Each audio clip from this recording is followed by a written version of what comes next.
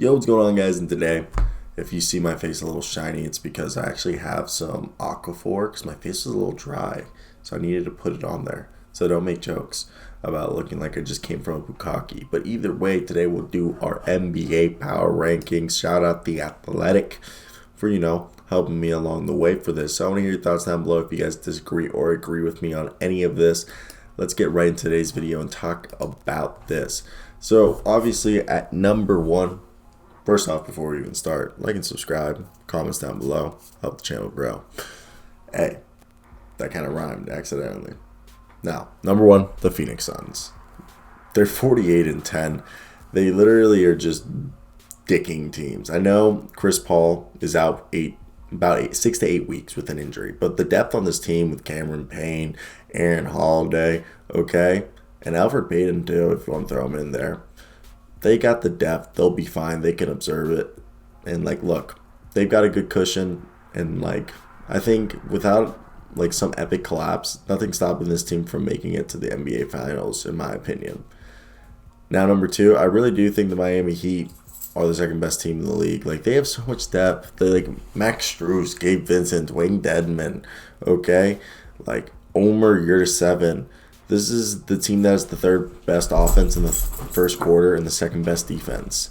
This is a team that just goes off whenever they want. And they're so good at it, okay? And they're clutch. They play really well.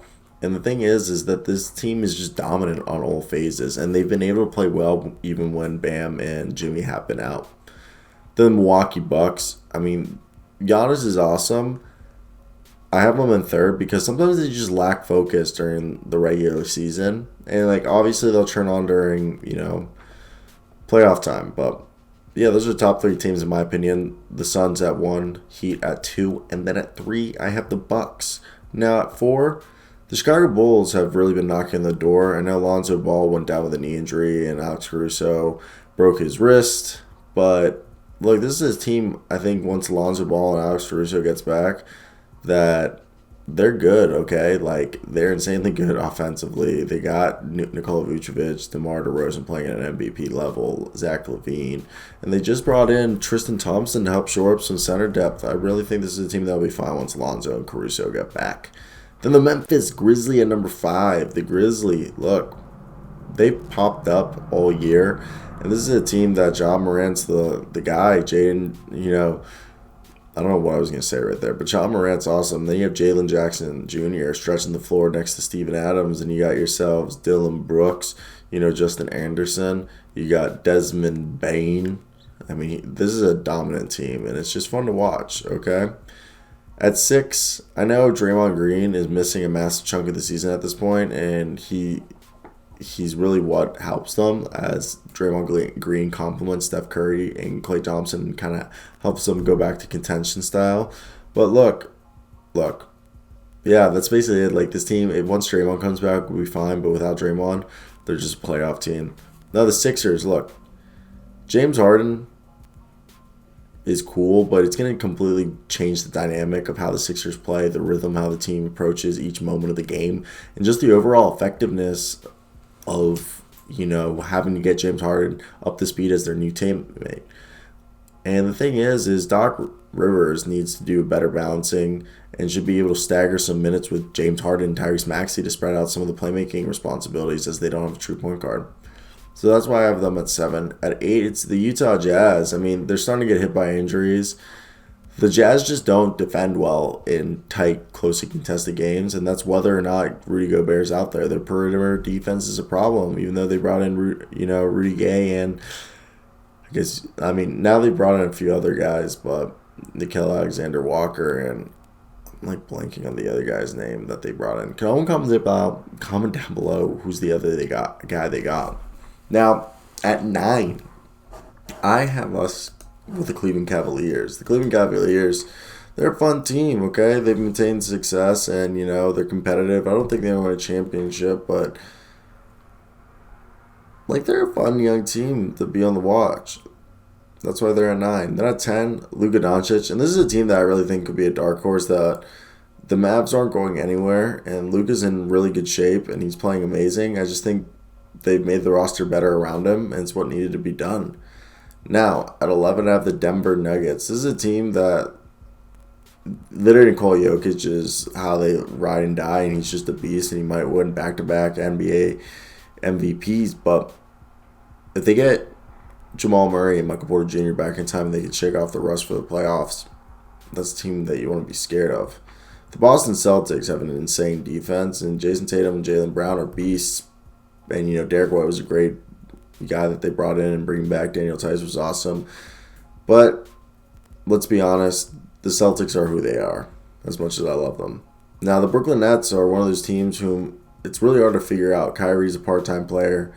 Kevin Durant's going to be back after the All-Star break, and we're waiting for Ben Simmons to get into the mix. And this is a team that if they can get Durant and Ben Simmons back, I think it's fine. And hopefully Kyrie can be back. But don't worry about the Nets. It's just that they've been on like a bad streak. Now, the Raptors have been awesome. They just have some games where they just play average. And that's they're a great defense and a good shooting team. But then some days they just go average and they get just beat by better teams. And that's why they're at 14. Now at 15, the Atlanta Hawks, they have all the offense. They ride and die on Trae Young, but they can't play defense. They're so bad at defense, I love them. But this is a team that should be better. Now at 16, the Minnesota Timberwolves. We have them there because, the Timberwolves, their defense is starting to go down, but their offense has been blazing. They're good.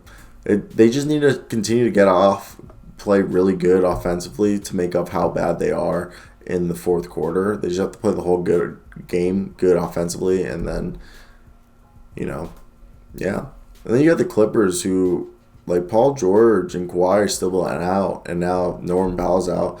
But this team keeps fighting. Ty Lue's a good coach, and they're at 6-17. So right there you got basically your top 8 seeds with your potential, guys to fight. And then you got the Charlotte Hornets, who they've been kind of a dumpster fire at times this season, but now they have Montrezl Harrell center, and hopefully LaMelo Ball can get the team. It's just like they're kind of in a development process, and I think people could argue that they're still trying to do too much. Now, the Lakers. Look, the Lakers. Anthony Davis got hurt again, and it looked really bad when it happened. I can't even talk about the Lakers. If LeBron comes back and he wants to take him to the NBA Finals, he will, but I don't know if he can. The Portland Trail Blazers are refusing to go away, even though they got rid of a bunch of players. Anthony Simons has just been amazing. And this is a team that could make the plan. The same thing with the Pelicans. CJ McCollum hopefully gets the stuff flowing. I don't even know. Now I have the Spurs at 22. They're young. Hopefully they can go. 23, Wizards. They've just fallen off. The Pacers at 24. Rick Carlisle, I feel like, is just stopping them from tanking. The Knicks, is Tom Thibodeau that bad of a coach? I'm just kidding. It's just that team, they need to figure it out. Then at the Kings, why is this team so determined of going into the play-in and just being mediocre? The Thunder just want to tank, so do the Pistons and the Magic, and then you got the Rockets. I'm done, guys.